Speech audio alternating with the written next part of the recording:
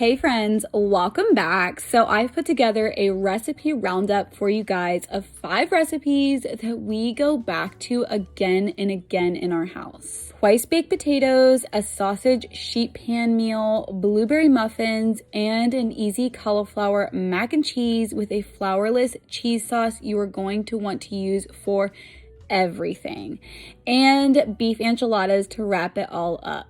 These are the things that are always in rotation in our family, and I can't wait to share them all with you. But before we get started, I wanted to tell you all about something I picked up for my sister-in-law's dog, Biscuit. As much as he is loved by our family, he is getting up there in years, and we wanted to find something that would give him all that he needs during this portion of his life. This is where Spot and Tango's Unkibble came in, and a big thank you to Spot and Tango for sponsoring today's video. As you all know, here on my channel, I'm always talking about the ingredients that we're putting in our food and what we're eating, and that carries over to our pet and furry friends. And so it was really interesting to find out that Unkibble is a fresh, dry dog food that is made with human grade ingredients. It's cooked or fresh dried at low temperatures to preserve 99% of nutrients, flavor, and aroma. Not only is it shelf stable, but it's customizable for your dog's unique needs like Biscuits, and it comes with a scoop to make sure that you're tracking those calories accurately. And since we often talk about budget, Unkibble is around 40% less expensive than other fresh pet food brands. Every single ingredient is written right on the front of the bag, and if for some reason your pup isn't crazy over it, Spot and Tango will refund you. If you know a senior dog like Biscuit that you want to live their absolute golden years, you definitely should check out Spot and Tango. You can use my code Adeline60 to get 60% off. Now let's head back to our meal prep and get all of this delicious food made up. All right, first up, we have our twice baked potatoes. These are such a go-to for us, and they freeze really well. First off, we're gonna clean our potatoes well and wrap them in foil. I like to do these in foil just because it helps to soften the skin, but still keep it nice and sturdy to hold the filling that we'll be making here in a bit. You want them really done well so that they scoop out easily, so you may wanna bake them a bit longer than you normally would your baked potatoes. You're gonna cut out the middle and scoop the insides out carefully. Leave enough skin so they hold their shape. Then we're gonna mix up the filling. You can really customize this, but the basics I usually use are butter, sour cream. You can add in some cheese, bacon bits if you want to, and I also like to add a bit of milk just to soften up the potatoes. A great help is using a stand mixer just because it helps to save your arm and you can get everything nice and fluffy. Now you're going to spoon or pipe the filling back into the potato skins generously so they look nice and full. We're gonna top everything off with cheddar and green onions, but you can also use bacon bits or any other toppings that sound good to you. And I like to make these in my big batch freezer preps because they freeze well, like I said. These are a great side dish, or you can make them a full meal on their own if you add in protein. Sausage is really yummy in these as well.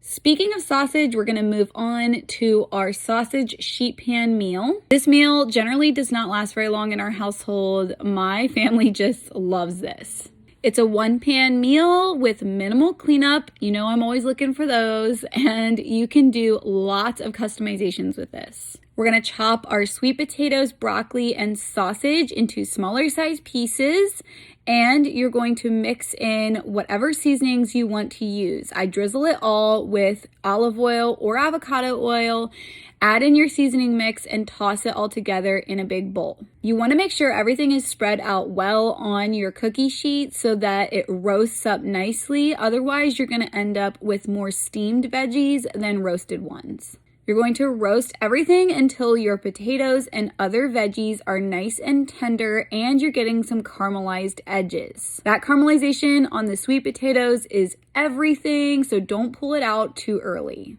This is naturally a gluten-free meal, and as you all know, we do eat gluten-free friendly meals. And it is something that works so good for meal prep that you can reheat later. We make this so often, and it's definitely on at very least a monthly rotation for us. Now for something a little sweet, we've got blueberry muffins, and I wanted to bring this recipe into this roundup because muffins are so key in our household when it comes to freezer meal prep. Mostly because they're already portioned out and they work great as a snack, a dessert, and a breakfast. So you can use them in many different areas. If you guys watch often, you already know that I have made quite a variety of muffins, but generally my children still ask for blueberry muffins and we often go back to them. Sometimes I make muffins that are with a oat flour base. I did that in a video recently. And sometimes I make it with a gluten-free all-purpose flour base. If you're gonna make these for a breakfast, you can grab a bag of these from the freezer the night before, let them sit out on the counter, and they are ready for a grab and go in the morning. Okay, this next one I'm so excited to share because it's not just cauliflower mac and cheese. I want to walk you through this flourless cheese sauce because it's a sauce that I use for so many different things.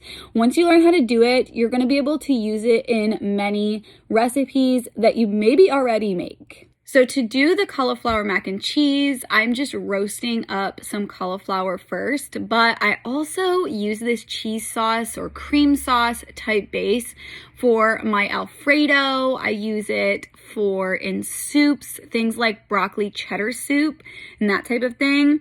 So while those are roasting, we're going to go ahead and dig right in. We're going to start out with a fat base of butter.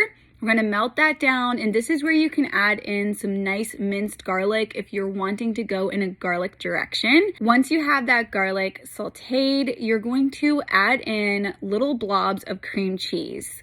So again, I don't have exact measurements for all of this, but as you're cooking it, you're going to see where you need to add a little bit more liquid or hold back.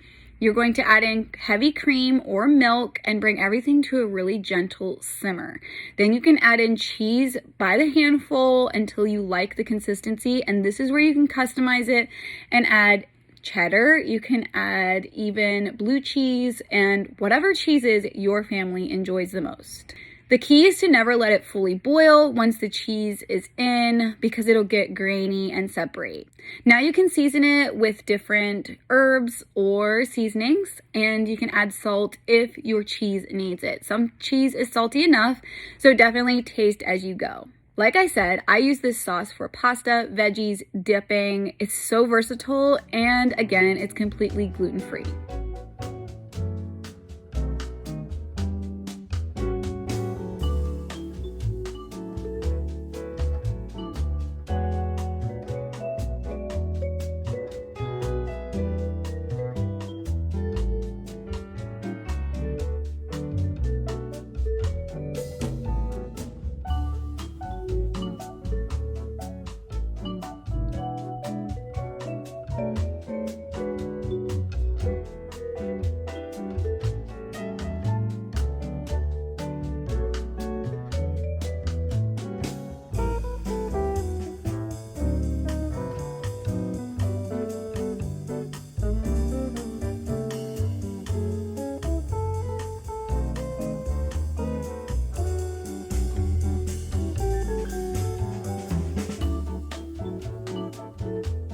And last, but definitely not least, beef enchiladas. This is one of our most repeated dinners in my freezer meal preps because it freezes so well, and I honestly could probably make this in my sleep at this point. So first, you want to saute some onion and garlic if you have it on hand, but a lot of times I just make it with onions.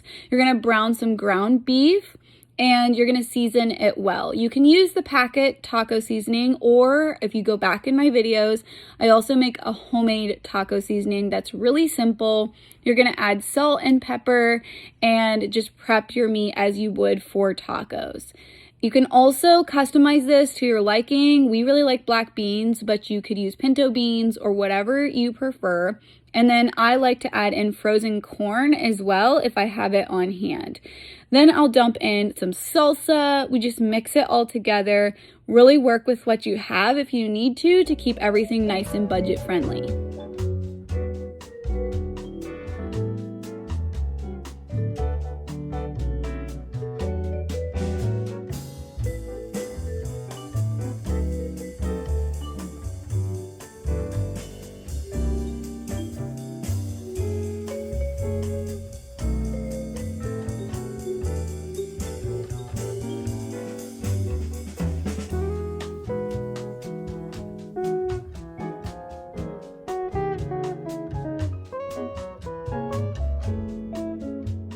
And you're gonna just load up your tortillas, roll them up, put them in a greased 9x13 pan, then pour the enchilada sauce of your choice over the top. There's a lot of different varieties, so you can pick what you like. Some people like green enchilada sauce, some like traditional, some like it spicy.